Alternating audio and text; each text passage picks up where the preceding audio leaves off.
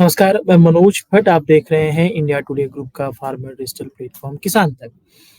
रबी season का समापन हो गया है और खरीफ सीजन की शुरुआत हो गई है। आज बात करेंगे कि आखिरकार पंजाब हरियाणा में क्यों सरकारी आदेश के बाद धान की रोपाई शुरू होती है, यानी क्यों पंजाब और हरियाणा में धान रोपाई पर सरकारी कंट्रोल है। इसकी पूरी कहानी समझेंगे। जैसा कि मैंने आपको बताया कि खरीफ सीजन की तैयारियां शुरू हो गई हैं, यानी कि धान की रोपाइयों की तैयारियां किसानों ने शुरू कर दी है।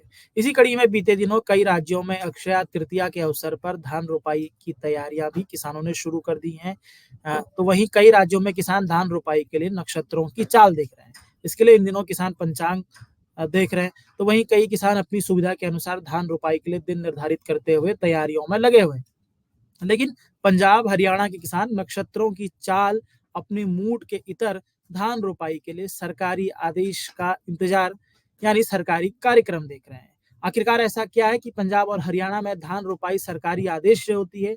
साथ ही जानेंगे कि किस कानून के जरिए ये आदेश जारी होते हैं, क्यों ये कानून बनाने की जरूरत पड़ी और आदेश न मानने वाले किसानों पर राज्य सरकार क्या कार्रवाई करती है।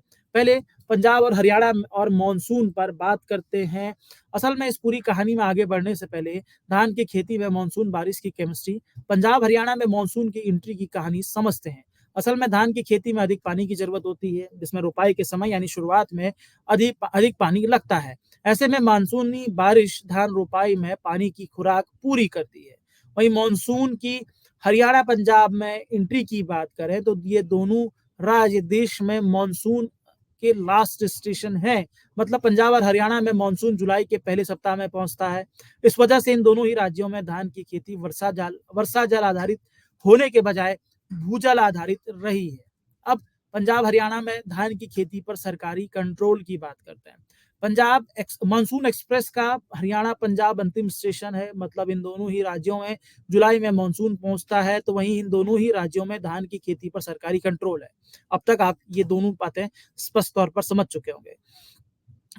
असल में जो धान की खेती पर दोनों ही राज्यों में सरकारी कंट्रोल है, उसके तहत दोनों ही राज्य प्रत्येक वर्ष धान की खेती के लिए नोटिफिकेशन जारी करते हैं और इसी नोटिफिकेशन में धान की खेती का कार्यक्रम यानी कि शेड्यूल यानी कि तारीखों का ऐलान होता है। इस वर्ष के लिए पंजाब सरकार की तरफ से धान की खेती का कार्यक्रम भी जारी किया गया है, जिसके तहत पंजाब में 2 चरणों में धान की रोपाई शुरू होगी। इसके लिए पंजाब के जिलों को 2 ग्रुपों में बांटा गया है। जारी कार्यक्रम के अनुसार कुछ जिलों के किसान 11 जून तो कुछ जिलों के किसान 15 जून से धान रोपाई कर सकते हैं। वहीं किसान वहीं किसान 15 मई से धान की सीधी बिजाई शुरू कर सकते हैं। इसी तरह अभी हरियाणा सरकार की तरफ से धान रोपाई का कार्यक्रम जारी नहीं किया गया है। ये दोनों ही राज्य सरकारें एक कानून के जरिए धान रोपाई को कंट्रोल करती हैं। इसके लिए पंजाब ने विधानसभा में पंजाब उप मृदा जल संरक्षण अधिनियम 2009 और हरियाणा सरकार ने Haryana preservation of soil water act 2009 को पारित किया हुआ है। यानी कि 2009 से ये दोनों ही राज्य धान की खेती पर सरकारी कंट्रोल रखते हैं। सरकारी आदेश के बाद ही इन दोनों राज्यों पर धान की खेती होती है। अब जो ये आदेश नहीं मानते हैं उसको लेकर क्या प्रावधान की व्यवस्था की गई है। मैं जैसा कि हमने पहले बताया कि पंजाब और हरियाणा में धान की रोपाई सरकारी आदेश से होती है। मतलब धान की खेती शुरू करने के लिए सरकारी आदेश जारी होता है। इस आदेश में जारी तारीख से पहले दोनों ही राज्यों में धान की रोपाई करना दंडनीय होता है। मतलब आदेश में जारी तारीख से पहले धान की रोपाई शुरू करने वाले किसानों की फसल बर्बाद करने समेत जुर्माने का प्रावधान है।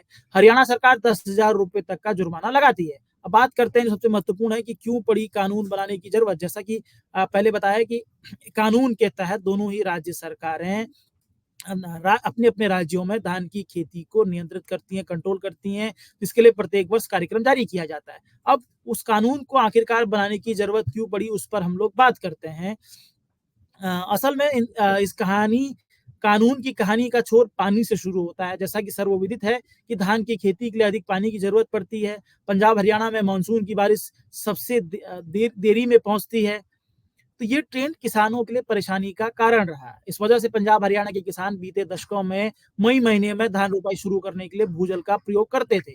पंजाब में धान सीजन में 15 लाख ट्यूबवेल चलने का आंकड़ा किसी से छिपा नहीं है। इस वजह से साल 2000 के आसपास भूजल स्तर पर रिकॉर्ड गिरावट की जानकारी का पता चला। मतलब पंजाब और हरियाणा के कई जिले भूजल स्तर में गिरावट की वजह से डार्क ज़ोन घोषित किए गए।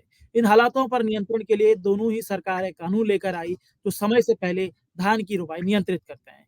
धान की रोपाई का नियंत्रण का ये मकसद पानी बचाना है, भूजल बचाना है, लेकिन ये जो कानून है, ये किसानों की धान की खेती को भी रेगुलाइज़ करते हैं। इससे किसान जल्दी करते हैं धान की खेती कार्यक्रम से पहले, उस पर जुर्माने का प्रावधान है। ऐसे में प्रत्येक साल दोनों ही राज्य सरकारें धान की खेती के लिए नोटिफ़िकेशन जारी करती हैं।